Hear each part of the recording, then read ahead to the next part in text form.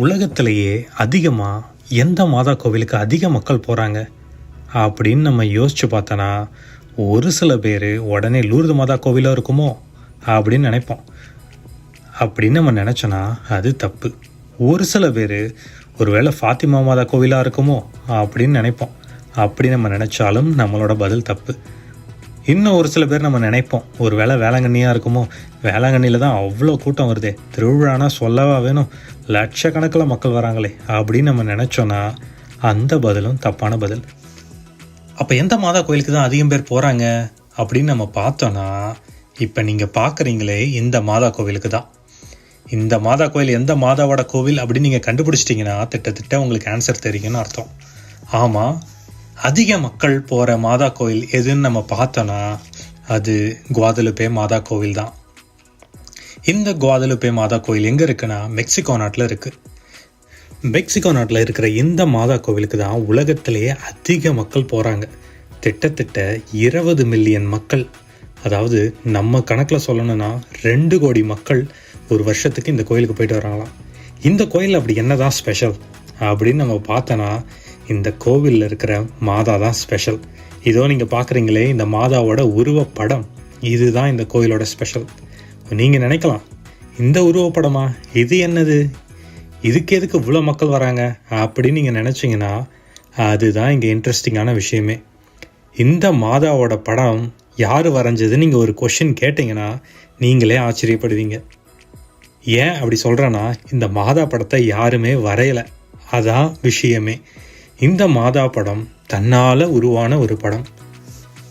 இந்த மாதாவோட உருவப்படம் இருக்கிற அந்த படத்தை என்ன சொல்லுவாங்கன்னா டில்மா அப்படின்னு சொல்லுவாங்க. இதை ஏன் டில்மான்னு சொல்கிறாங்கன்னா மெக்சிகோ நாட்டில் இருக்கிற பழங்குடியின ஆண்கள் மேலே போர்த்தக்கூடிய ஒரு வகையான போர்வையோட பேர் தான் டில்மா. அந்த டில்மாவில் தான் இந்த மாதாவுடைய இந்த உருவப்படம் இருக்குது. இது எப்படி வந்துச்சுன்னா அதுக்கு நம்ம கிட்டத்தட்ட ஒரு 500 வருஷத்துக்கு பின்னாடி போனோம். 1531 வருஷம் தேப்பயாக் அப்படின்ற ஒரு சின்ன மலைப்பகுதியில் தான் இந்த அற்புதம் நடந்துச்சு.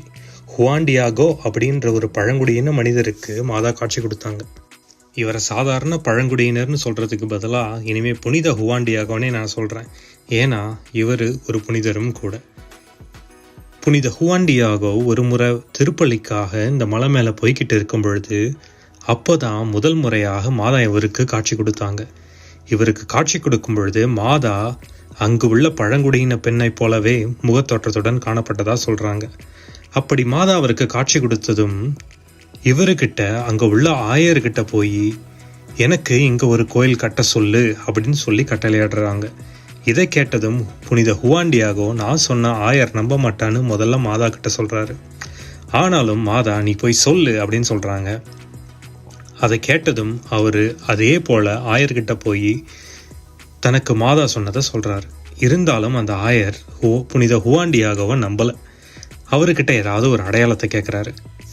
ஆயர் இப்படி அடையாளத்தை கேட்டதும் ஹுவான் டியாகோ திருப்பியும் அதே மலைக்கு போகிறாரு. அங்கே போய் மாதா கிட்ட நடந்தது எல்லாத்தையும் சொல்கிறாரு.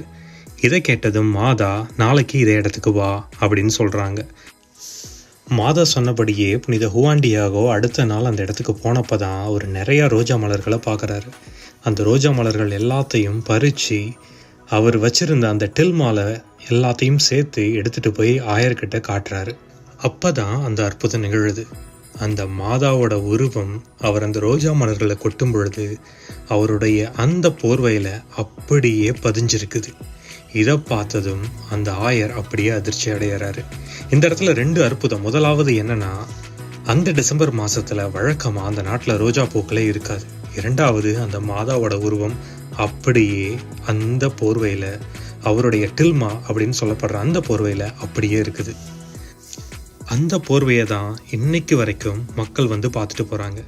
இன்னைக்கு வரைக்கும் யார் அந்த கோயிலுக்கு போனாலும் அந்த பீடத்துக்கு பின்னாடி இந்த டில்மாவை தான், இந்த போர்வையை தான், இந்த மாதாவோட உருவத்தை தாங்கின போர்வையை தான் இன்னைக்கு வரைக்கும் வச்சுருக்காங்க.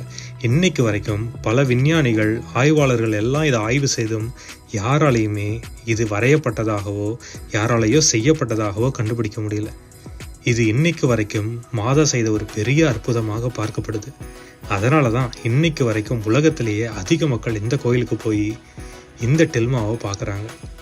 இந்த மாதாவுடைய இந்த ஒரு வீடியோ உங்களுக்கு எல்லாருக்கும் பயனுள்ளதாக இருந்ததுன்னு நம்புகிறேன். இது போல் வருங்காலத்தில் நிறைய புது புது விஷயங்களை நீங்கள் தெரிஞ்சுக்கணுன்னா இந்த சேனலை சப்ஸ்கிரைப் பண்ணுங்கள். நன்றி.